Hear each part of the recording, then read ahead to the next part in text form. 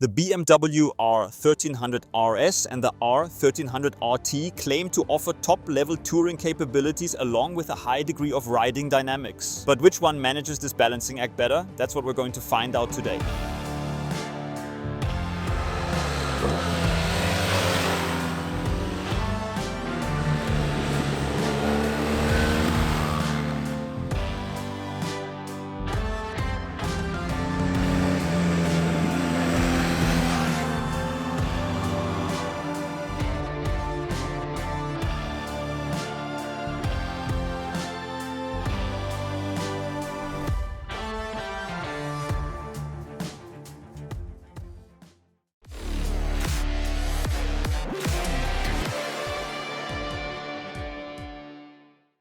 And with that, hello from Barcelona, where we've set up our away garage and tend to escape a bit earlier during the colder months to test the latest models for you. Best thing to do, subscribe to the channel so you don't miss anything from here. We've already tested both the R1300 RS and the RT in separate videos.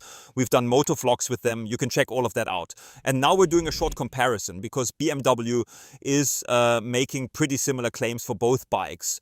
Of course, the RT leans more toward touring, while the RS leans more toward riding dynamics, but both are supposed to offer high-level touring capability and riding dynamics at an unprecedented level. At the center of it all is, of course, the 1300 Boxer engine. We already know it from the GS.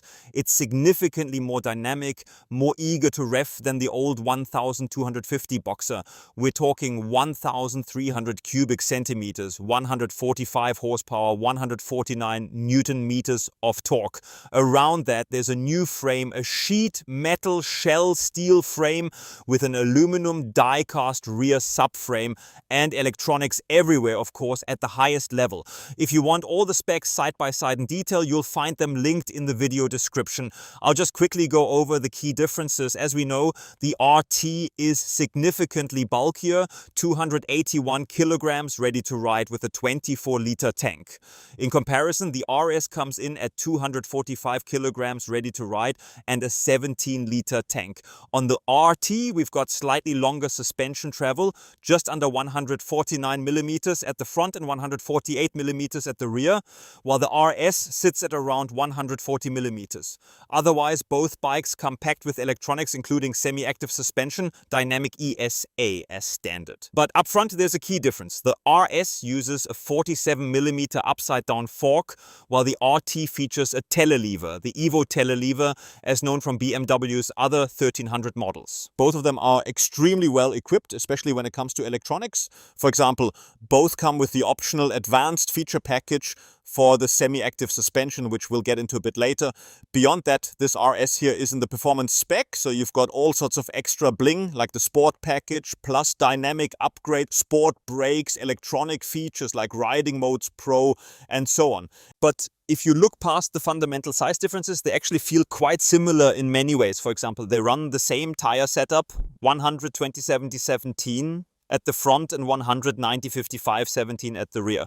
You can tell that the basic platform was likely the same and then developed further in different directions. So now let's move on and see how well these two machines actually perform in their respective areas of use. The first area of use is the city. We picked up the bikes in Barcelona, and anyone who's ever ridden through Barcelona knows the traffic can be pretty intense. So it's actually a great environment to see how these two machines behave in everyday situations. Definitely not their primary purpose, but it's something you can't always avoid. If you live in a more urban area, you'll have to filter through traffic, maneuver in tight parking spaces. So how do these two handle that? Logically, the RT has a harder time here due to its dimensions. At the front, it's 971 millimeters wide across the mirrors. They're mounted to the fairing, same as on the RS, but overall it's just very wide. That makes it a real challenge to squeeze through standing traffic, which is pretty common here in Spain and also allowed under certain conditions in countries like Austria. But it's not just about the width itself, because everything is so fixed, you can't really do those little evasive handlebar movements anymore. And the fairing itself is so wide that it also becomes tricky when maneuvering or parking in tight spots. It's harder to lean around and see exactly where your front wheel is or how much space you've got next to another bike or scooter. Once you're actually moving though, and not trying to squeeze through tight gaps, the riding experience is really, really good. Especially because the smoothness of the new 1300 Boxer engine is on a very high level. This otherwise quite powerful and performance-focused engine is incredibly easy to control. Throttle response is precise, and if you're not riding in dynamic or dynamic pro mode, it's also nice and relaxed. You can cruise along very calmly, yet still with confidence. And there's always plenty of power available, whether it's for a quick lane change or pulling away a bit more dynamically from a traffic light. The RT, of course, has a bit of a comfort advantage from an ergonomic point of view.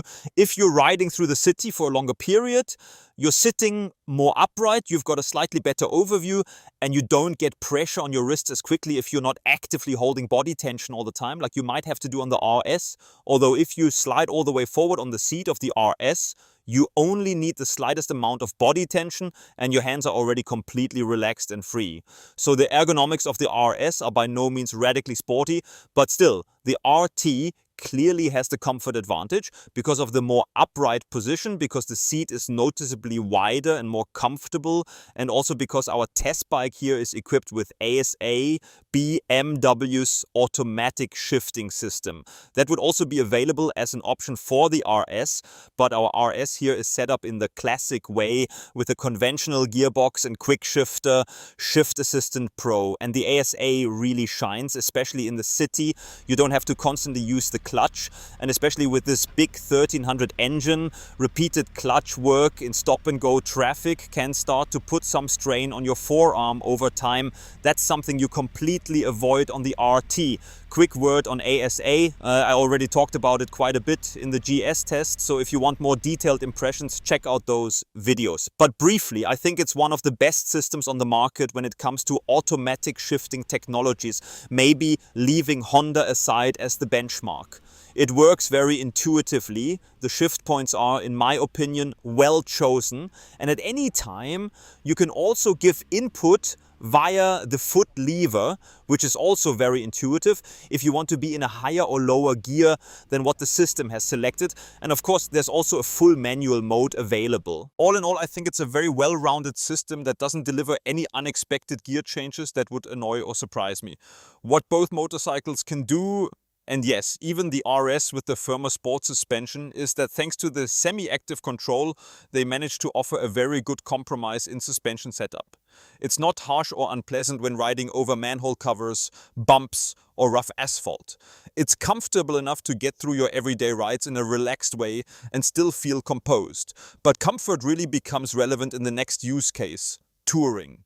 We didn't do massive mileage with the RT and the RS, but we still covered a few hundred kilometers. We rode out toward the Costa Brava, heading in the direction of France, an absolutely stunning stretch of road. We rode around the local area, and we also headed into the nearby national parks. And the biggest difference you notice, especially since we're still in winter here, meaning it gets a bit chilly, particularly in the early mornings and late hours, is wind protection. No surprise, you just have to look at the different sizes of the windscreens. On the RT, you've basically got a bus windshield up front, which can also be electrically adjusted and raised until it's almost upright. On the RS, we've got this tinted sport windscreen in the performance version, which you adjust manually by pulling it up or down. And that, in my opinion, is a bit of a criticism point. The RS might not be a full-on tourer like the RT, but it's still not a cheap motorcycle. And on other BMW models like the F900 XR, for example, you at least get a small lever to adjust the screen.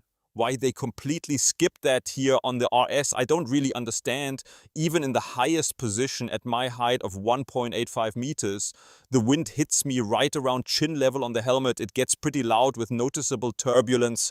So it's clear the wind protection here is simply not on the same level. That said, it's absolutely manageable for doing a few hours of highway to get to the good roads. No problem at all. On the RT, of course, it's a completely different story. You're sitting in this cocoon, especially if you use the optional feature, which is an adjustable aerodynamic element in the fairing that changes how the wind flows around the bike. In the lower setting, you still get some airflow along your thighs and around your hips, which can actually be nice when it's warmer, just to get some ventilation. Because otherwise on the RT, you're very well protected. Not much air reaches you. Your shoulders are completely out of the wind when you raise the windscreen thanks to the cutouts in the front. So wind protection is top level, and when it gets really cold, it gets even better because you can raise everything up and then your legs are also fully protected. Your feet are tucked in behind the Boxer engine and the additional fairing. So in terms of wind protection, it's hard to find a motorcycle that does it better than the RT. You can also clearly see on the RT that it's more geared toward touring use overall because it offers a whole range of additional features that the RS simply doesn't have on board. For example, this smartphone compartment here, which already has a USB-C port integrated inside. We do have a USB-C port on the RS as well, but it's just exposed in the cockpit, not tucked away in such a neat little compartment. Then we've got these 4 favorite buttons on the RT, which make it quicker and easier to navigate and control BMW's fairly complex system. There's also an audio system, not standard, it's an optional extra. And then there's even a second level, Audio Pro, which delivers even better sound quality. That's what we've got installed here. We also have a 10.25-inch TFT display on the RT. As for luggage, the RT comes standard with simple 27-liter side cases.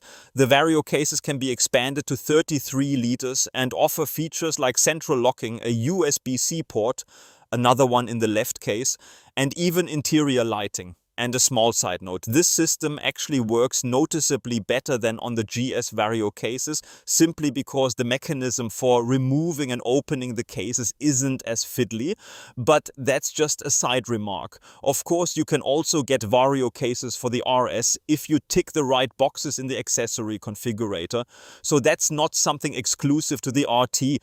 All of these features, I would say, are more like extras in the overall package. Things that might appeal to specific tastes or come in handy in certain situations, making life a bit more comfortable, nicer, or even more fun.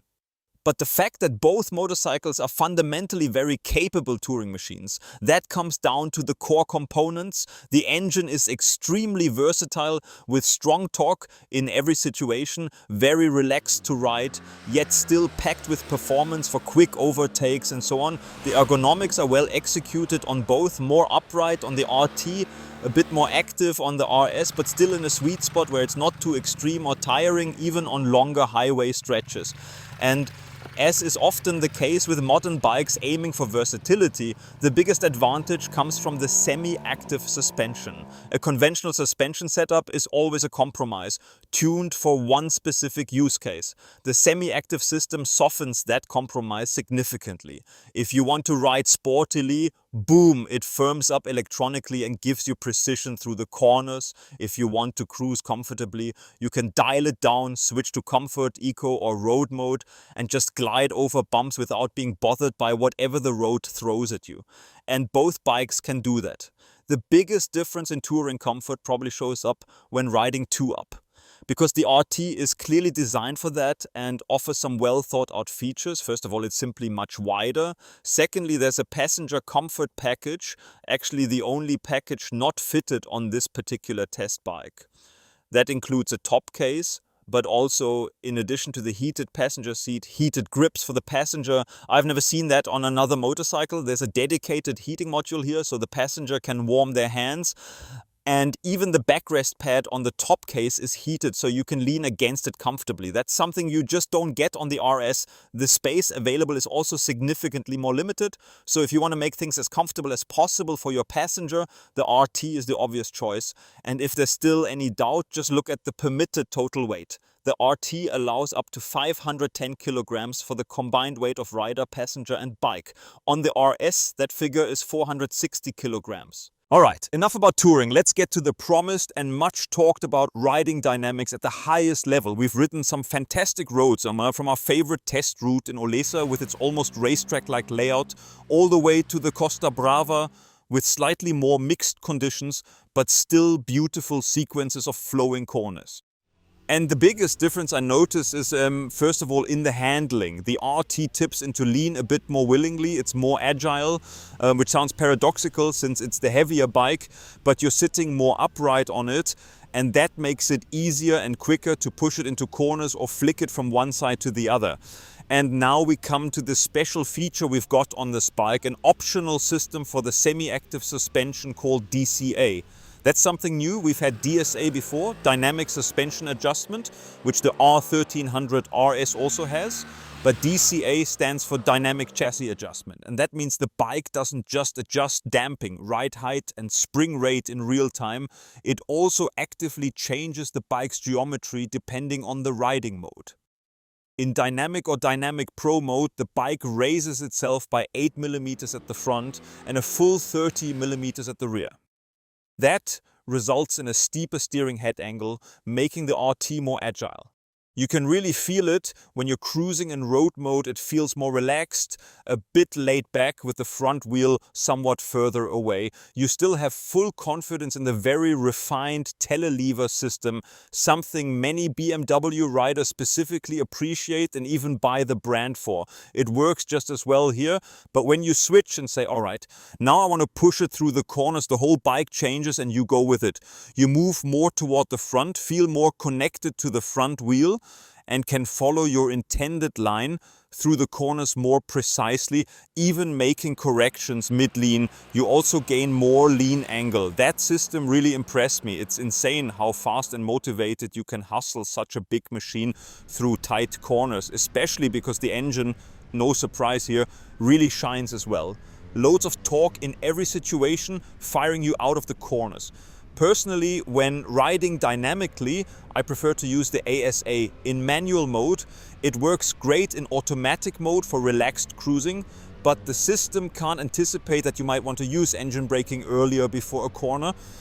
For that, manual control is simply better, and then it basically feels like riding with a very good quick shifter. All in all, the RT really impressed me in the corners, even the sport brakes. Not overly aggressive or harsh, but with a soft, predictable pressure build-up and more than enough power to control the weight and allow for sporty deceleration. If you also use the rear brake, you've got the full integral ABS system supporting you. But enough about the RT. What about the RS? Because that's supposed to be the more dynamic machine. And actually, it is. The engine shows its strengths here as well, and I'd even say this dynamic 1300 Boxer fits best in the RS out of all the 1300 models. Here, depending on how you position yourself on the seat, you can sit much more front wheel oriented. If you slide back, you get into a nicely engaged riding position with some pressure on the handlebars. We've also got the optional sport handlebar here, which is a bit wider. That puts you right over the front wheel. And instead of the somewhat isolated feel of the telelever, you get an upside down fork that works very precisely, is semi-actively controlled and really communicates what the front wheel is doing. In terms of turn-in, it's not quite as hyper-agile as the RT, but it feels more neutral, like you guide it into lean with your body rather than it falling in by itself. There is a slight tendency for the front to tip in, at least with the tires we had on, but overall the feeling for grip at both wheels is excellent on the RS. I really like it a lot. The ergonomics have also been shifted more toward the front compared to the old 1250 RS. Combined with the more dynamic engine and the updated semi-active suspension, it's just fantastic. Absolutely fantastic in the corners. The quick shifter works well in about 95 to 99% of cases. Every now and then there's a slightly bigger load change. It's not easy to perfectly tune something like that with a shaft drive, but those are minor details that don't take away from the riding enjoyment at all. And when it comes to lean angle clearance and that overall feeling for grip, the RS is clearly the more dynamic bike. That's also where it would have the advantage if you were measuring lap times against the RT. You simply have a better sense of what the bike is doing. Even the brakes, although they're identical in terms of hardware between the two bikes, the sport brake on the RS feels just a touch more powerful to me. But that might also just be a bit of placebo. As for the electronics, which are lean angle sensitive and available at the highest level on both bikes, there honestly isn't that much I can say. It works, it's intuitive to operate through the familiar BMW control system, and it also regulates extremely finely. Traction control, for example, you barely even notice it working when it intervenes. The only thing I often think with BMW, especially when looking at the competition from other brands, is that you don't quite get as many adjustment options or as many fine steps in the configurable riding modes as you do with some other manufacturers. But in reality, I'd say for the vast majority of riders, it fits perfectly well. You have fun and you still have an electronic safety net. What more do you really want? And with that, I think we've already covered the most important points. It was somehow obvious, of course, where the focus would be. With the RT more on touring, with the RS more on riding dynamics and slightly sportier riding, but they're actually fairly close to each other. Sure, depending on what you value more, better connection to the road and more dynamics, or the highest possible comfort for yourself and maybe also for a passenger when touring. But one big difference we still have to mention here in the conclusion is the price. The RS, for example, starts in Austria at 19,130 euros, if I remember correctly. The much more expensive performance version then comes in at 22,766 euros in Austria. And now the RT already starts at 26,000 euros. And with the accessory packages fitted here, the price rises even more. BMW has these bundled packages where certain individual systems cannot be selected on their own. You have to take the full package, for example, the dynamic package with DCA and Riding Modes Pro, which only comes together.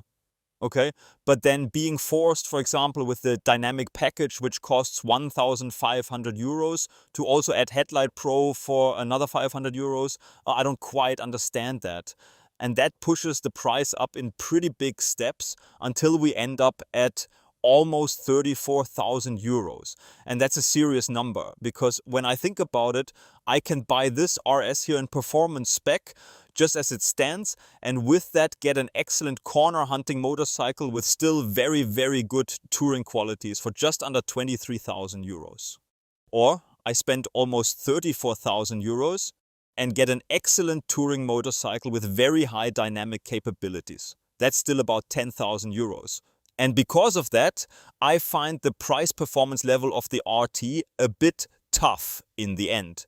You really have to want such a big tourer for that kind of money, because in reality, the RS also offers an enormous amount, and with 10,000 euros less spent, I can go shopping, plan some nice tours, and really try out and live out this new level of versatility and riding dynamics. Well, at the end of the day, there are also plenty of people where money simply no longer plays a role. Maybe you're one of the lucky few.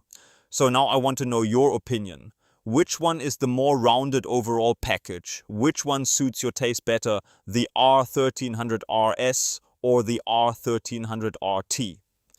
Other than that, leave a thumbs up if you enjoyed this video. Also check out the other videos from Spain and have a good start into what will hopefully soon be the riding season. Thanks for watching. Hopefully we'll see each other again soon. Take care, bye bye, and adios muchachos.